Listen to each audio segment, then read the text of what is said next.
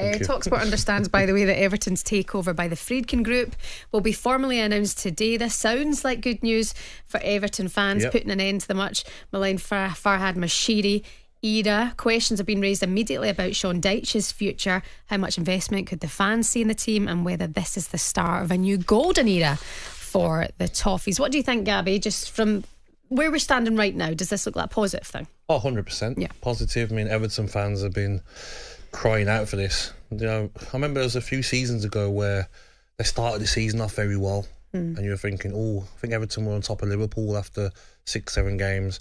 Everton fans are tired of being at the bottom of the table, fighting relegation every year. They want an owner who's going to come in, spend the right amount of money. Everton, big club, want to be doing bigger things. New stadium, nearly done as well. Exciting times for an Everton fan, but they've got to stay up this season. Yeah, it should be. Time to get more on this. We can speak to the Daily Mail's man in Merseyside, Dom King. Good morning, Dom. Good morning, Dom. Morning, Siobhan. Morning, Gabby. How are you both? Morning, mate. Yeah, really, really good, thanks. And you'd be thinking Everton fans are feeling pretty pleased this morning with this news, Dom. Yeah, it's all about hope, Siobhan. It's been a ridiculously negative and just draining last 5 years in particular. The battles with relegation, the troubles off the field with points being docked and whatever, and it's just honestly the misery that the fans have been through has been unrelenting, and this is hope. This is a fresh start. This is everything that Gabby was just saying before about the going to a new stadium next season, with the potential to dream again. It's important to say, it's one step at a time. It's not going to be a click of the fingers and everything's going to be, they're going to be challenging the top four. It's going to take time, but it's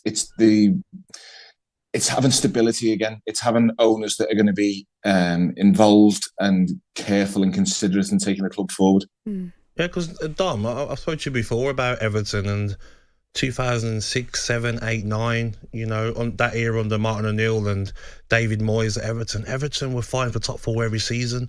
You never had an easy game against Everton. Had some really good players. Everton fans must be looking now and thinking, come on, yeah, it might take 2-3 years, but why can't we?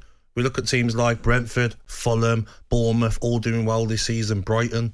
It's time for Everton to get up that table, isn't it?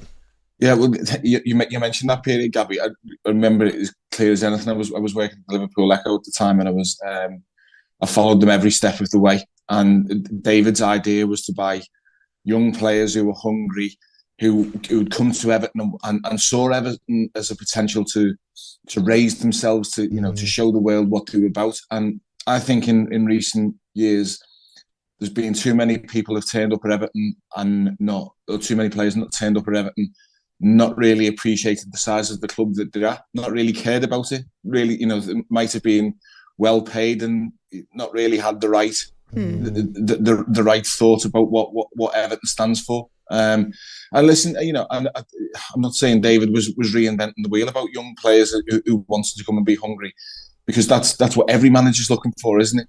But Everton had an identity about them, and that's what they need again. They need that spirit that they had.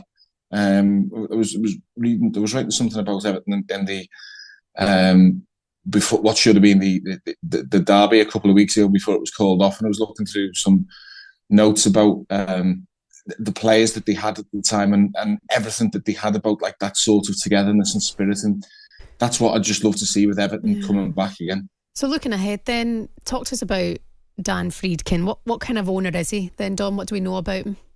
Well, I can only go off what I've seen him do in Roma. He looks to me a man that keeps himself out of the limelight, which in some ways is great, because Farhad Moshiri made too many headlines the wrong way in terms of some of the things that he said and whatnot. Roma had a good spell under him. Won a European trophy, got to the Europa League final as well after winning the Conference League. So as long as he runs this business with care and consideration and takes the fans in and understands what the fans want, that doesn't make promises that he can't deliver on, doesn't make any bold predictions. He needs to tap into the fan base and understand what they want. That's the one thing that's been missing. Dom as well. He's got to balance the finances, hasn't he, at both clubs, because he can't be spending more at one club. You know, Everton fans won't be happy if that happens. No. It's and also you mentioned the finances. He's got to unpick the mess that's happened over the last few years. I mean, you only have to talk to Sean Dyche about this situation, and he keeps saying there's two words that he says about this: to get Everton back miles away. And he keeps stressing that Sean's done an unbelievable job. I know he's not popular with certain groups of fans, but I would genuinely I'd argue this point with anyone. He has had the hardest Premier League job of anyone, any manager, more than Manchester United, more than Manchester City, more than anything. He has had the hardest job in the last 2 years, keeping Everton stable, keeping them in the division, while he's been working with one hand tied behind his back, not being able to sign players. He's done an incredible job. And maybe it might not be he'd win a popularity contest. That's one thing, but I think the man needs a bit of respect in terms of what he's done. Absolutely. By the way, just on the subject of them winning the Conference League, Roma, that was with José Mourinho. Dan Friedkin brought him to Roma. Do you think there's a chance that he could possibly bring José back to the Premier League for one last dance? You know, that would be an unbelievable headline. It would be an incredible headline. It would be absolutely the worst thing that Everton could do. No disrespect to José Mourinho, but he's a man in his 60s now. He's had his time. He's had a brilliant career.